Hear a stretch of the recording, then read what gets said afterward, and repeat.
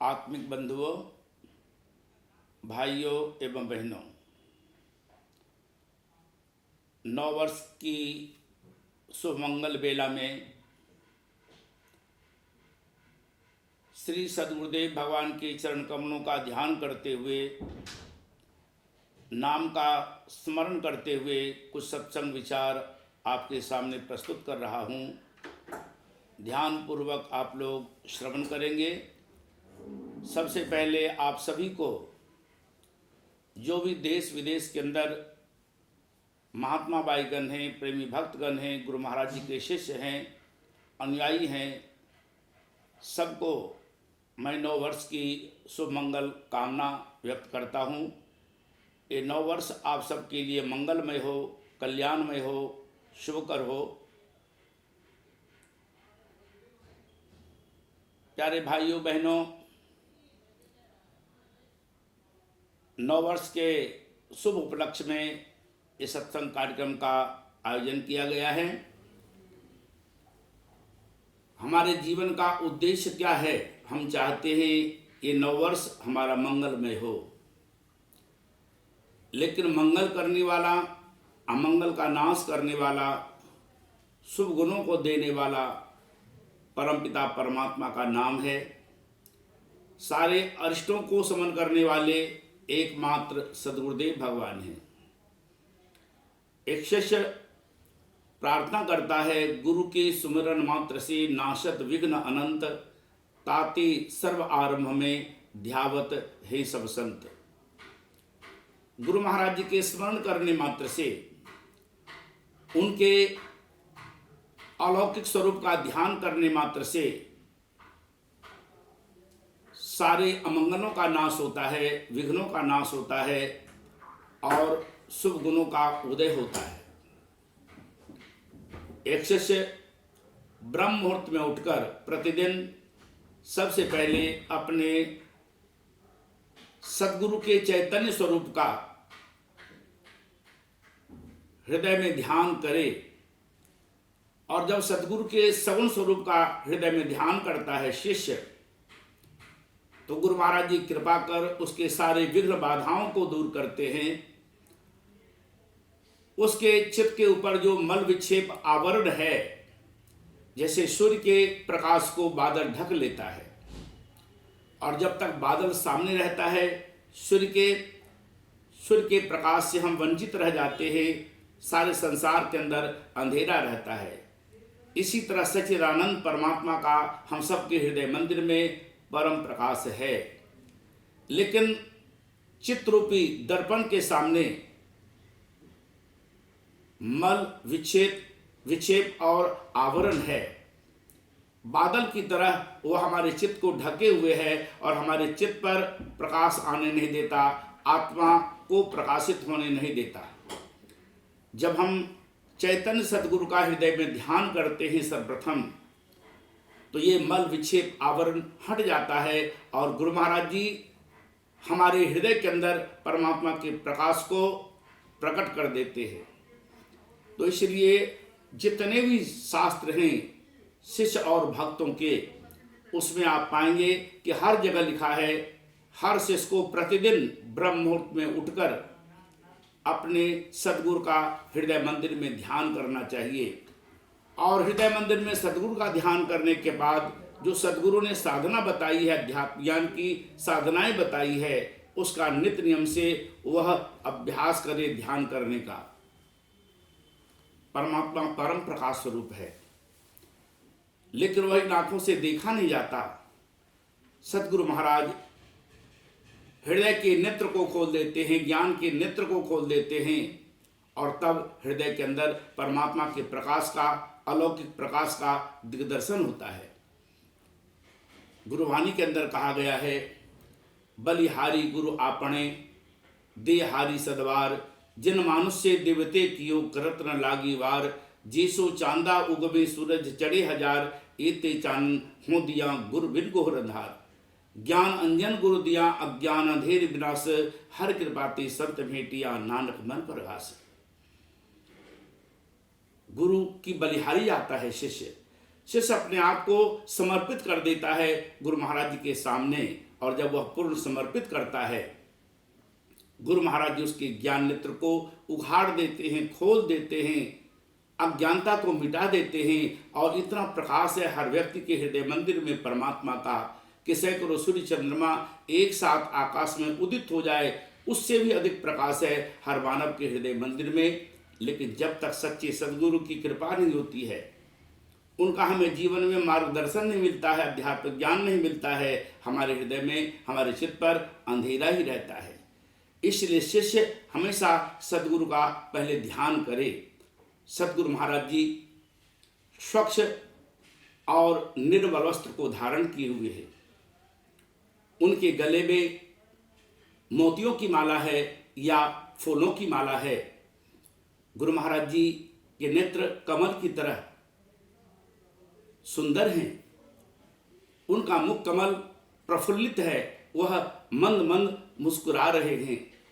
गुरु महाराज जी का एक हाथ वरद मुद्रा में है और एक हाथ ज्ञान मुद्रा में है। गुरु महाराज जी एक हाथ से वरदान दे रहे हैं और एक हाथ से हमें अध्यात्म की तरफ प्रेरित कर रहे हैं, हमारे ऊपर करुणा भी बरसा रहे हैं और हमें ज्ञान में स्थित रहने के लिए प्रेरित भी कर रहे हैं।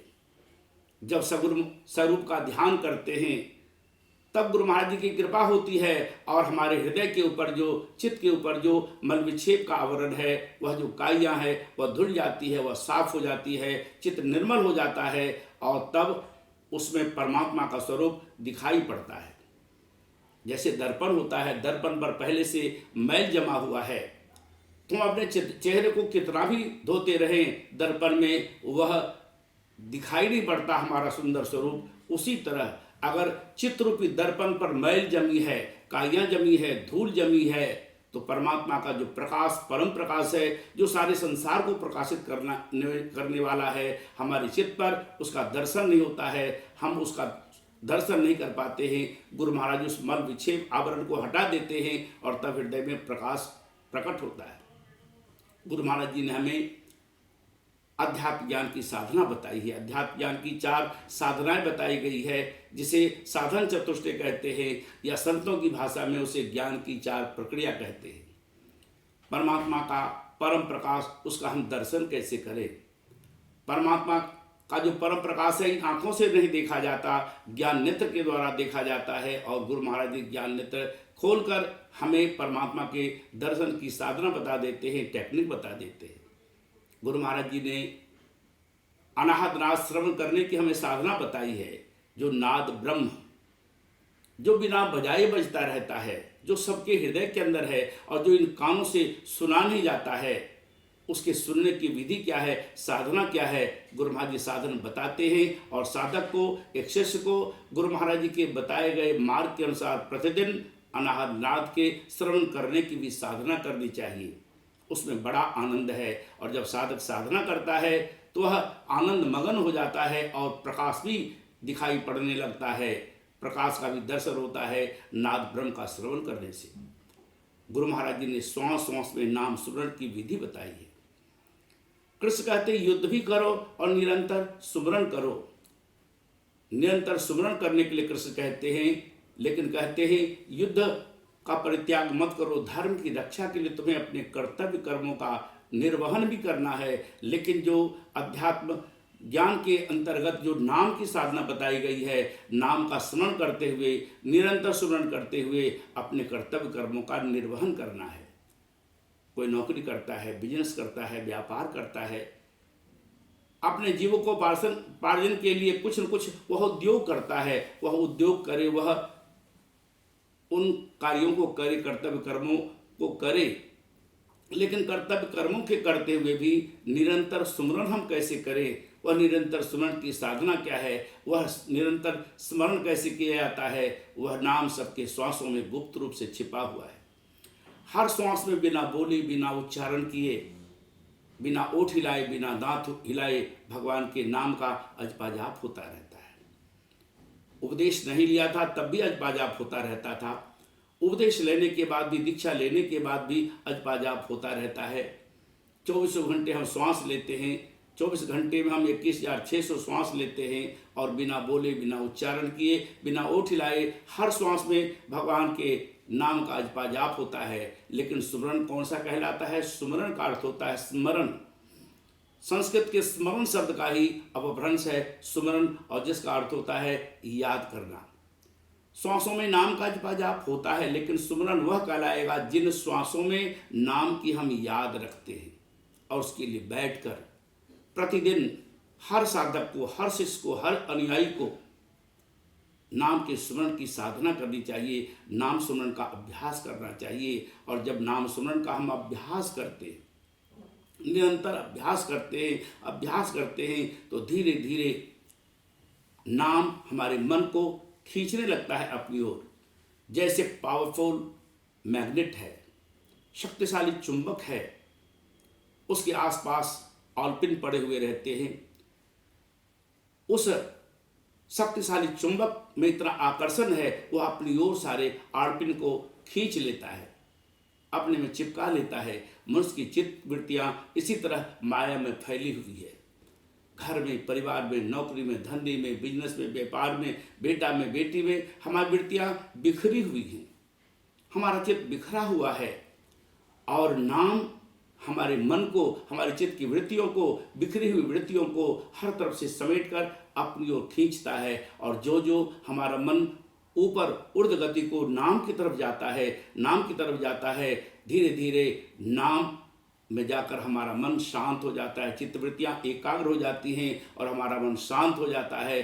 और उस अवस्था में जो आनंद आता है वह अनिर्वचनीय है। जो गूंगे गुड़ खाए के कहे कौन मुख स्वाद। जैसे गूंगा व्यक्ति को गुड़ खिला दिया जाए, मीठा खिला दिया जाए, मिठाई खिला दिया जाए और कहा जाए बोलो स्वाद क्या है, वह मुस्कुराएगा, उसके हाव भाव से पता चलेगा उसे कुछ अच्छी चीज़ मिली है, लेकिन वह व्यक्त नहीं कर पाता। इसी तरह जो अनुभव की बातें हैं वह व्यक्त नहीं की जाती है, वह हृदय में अनुभूति का विषय है। और नाम सुमरन में जो आनंद आता है, जो सुख आता है, वह सचमुच में अनिर्वचनीय है। सुमरन से सुख होता है, सुमरन ते दुख जाए। कहे कबीर सुमरन किए साईं माही समाए। सारे दुखों की निवृत्ति होती है, परमानंद की प्राप्ति होती है नाम सुमरन करने से।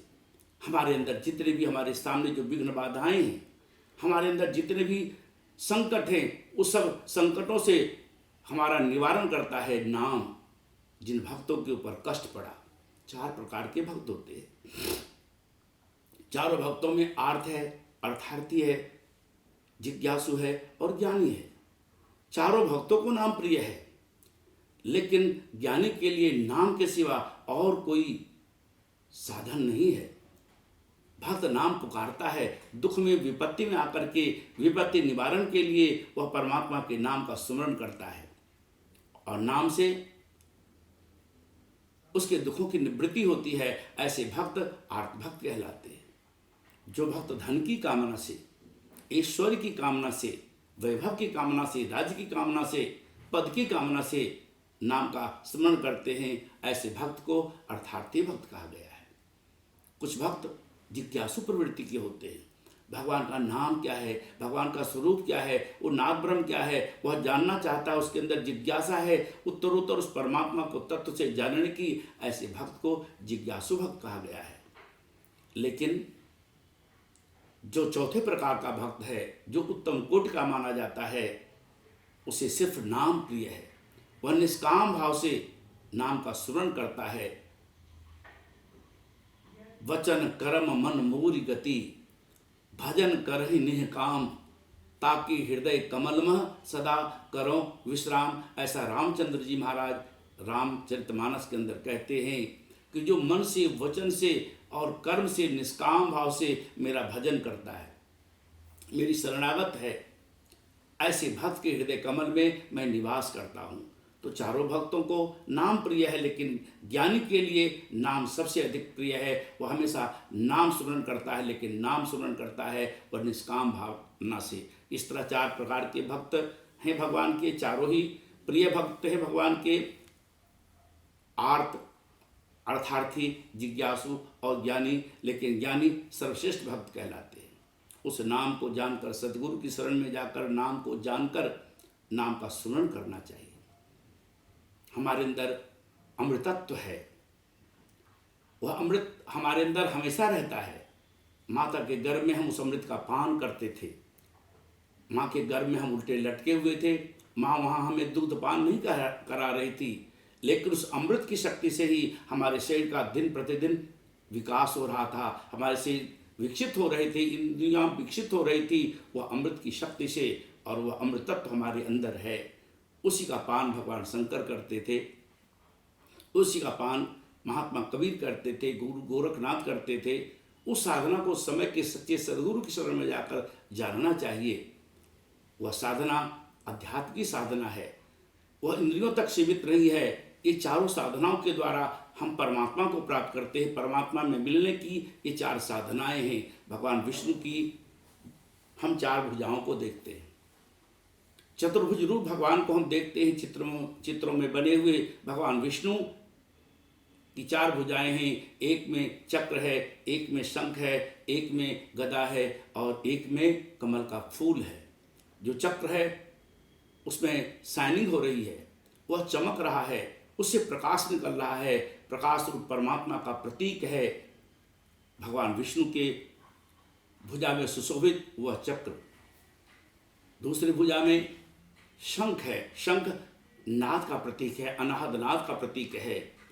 और तीसरी भुजा में भगवान विष्णु की तीसरी भुजा में गदा सुशोभित है, वह गदा नाम का प्रतीक है।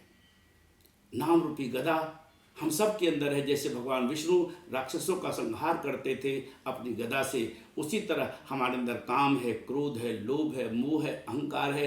ये प्रबल शत्रु हमारे जन्म जन्मांतर के हैं, और उन शत्रुओं से युद्ध करने के लिए, उसका विनाश करने के लिए गुरु महाराज जी हमें नाम की गदा देते हैं। नाम रूपी गदा भगवान विष्णु के हाथ में सुशोभित है तीसरी भुजा में। चौथी भुजा में कमल का फूल है। सहस्रदल कमल, जो सप्त चक्र है हमारे अंदर, मूलाधार चक्र, स्वाधिष्ठान चक्र, मणिपूरन चक्र, अनाहत चक्र, विशुद्ध चक्र, आज्ञा चक्र और सहस्रार, जिसे सहस्रदल कमल कहते हैं, वहाँ से दिन रात अमृत हमारे अंदर झरता रहता है। हमारे अंदर अमृत का प्रवाह होता रहता है अजस्त्र रूप से, लेकिन हम उसका पान करना नहीं जानते। अगर सदगुरु महाराज की शरण में नहीं जाते तो अमृत यूं ही बेकार चला जाता है। उस अमृत का हम पान कैसे करें? उस अमृत पान की साधना को सदगुरु महाराज की शरण में जाकर जानना चाहिए। हमेशा याद रखिए, अमृत पान की जो साधना है हमारे मन को अंतर्मुख करने की साधना है। हम 3 क्रियाओं की साधना करते हैं, लेकिन उस प्रकाश के दर्शन के वक्त भी, अनाहत रात के वक्त भी, नाम स्मरण के वक्त भी जो चौथी क्रिया अमृतपान की साधना है उसे हमें करना चाहिए। और हमेशा याद रखना चाहिए, ये चारों जो ज्ञान की साधनाएं हैं, जो शंख है, जो चक्र है, जो गदा है, जो कमल का फूल है, भगवान विष्णु भगवान के हाथ में विभूषित है, भगवान विष्णु की भुजाओं में है, और उसे देने वाला कौन है? भगवान विष्णु देते हैं। इसीलिए गुरु महाराज जी को क्या कहा? बंदो गुरुपद कंज कृपा सिंधु नर रूप हरि, महामोह तम पुंज जास वचन रविकर निकर। मैं गुरु महाराज जी के चरण कमलों की वंदना करता हूँ। गुरु महाराज जी कृपा के समुद्र हैं, नर रूप में साक्षात नारायण हैं, साक्षात विष्णु हैं, साक्षात हरि हैं। ऐसे गुरु महाराज जी महामोह रूपी अज्ञान अंधकार को दूर करने में सूर्य के समान समर्थवान हैं। तो गुरु महाराज जी को साक्षात परमेश्वर जानकर, हृदय में मानकर, जानकर ऐसा विश्वास रखना चाहिए, और गुरु महाराज जी की तन मन धन से सेवा करनी चाहिए। और प्रतिदिन जो ज्ञान की साधना में दी गई है, हम अपने सांसारिक कार्यों को भी करें, लेकिन जो साधना दी गई है यह हमारी अमोल धरोहर है। यही साधना की कमाई हमारे साथ जाएगी, सेवा की कमाई हमारे साथ जाएगी। इसलिए 9 वर्ष के मंगल बेला में हम आप सभी से यही अनुरोध करेंगे, हमें गुरु महाराज जी की आज्ञा में रहना चाहिए, और गुरु महाराज की आज्ञा में रह करके घर गृहस्थ में रहते हुए या जो भी आपका दायित्व है उसका निर्वाह करते हुए भी हम सबको भजन करना चाहिए, स्मरण करना चाहिए, और अपने मानव जीवन को कृतार्थ करना चाहिए। इन्हीं शब्दों के साथ सर्वे भवन्तु सुखिनः, सर्वे सन्तु निरामया, सर्वे भद्राणि पश्यन्तु मां कश्चित् दुःख भाग भवेत्। सबका कल्याण हो, सभी सुखी हों, सभी निरोगी हों, और कोई भी भाई बहन, कोई भी विश्व बंधु, कोई भी विश्व के प्राणी दुख के भागीदार न बने। यही परमपिता परमात्मा से प्रार्थना करते हुए, सद्गुरुदेव भगवान से प्रार्थना करते हुए, आप सबके लिए मंगल कामना करते हुए वाणी को विश्राम देता हूँ।